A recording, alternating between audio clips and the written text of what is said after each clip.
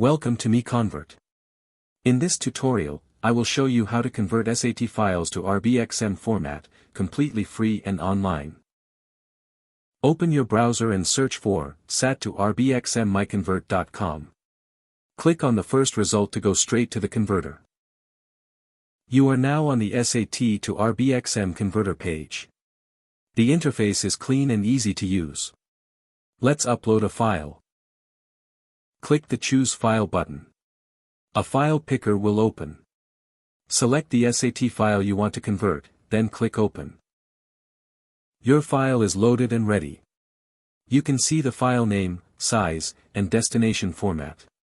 Click Convert now to start the conversion. The conversion is in progress.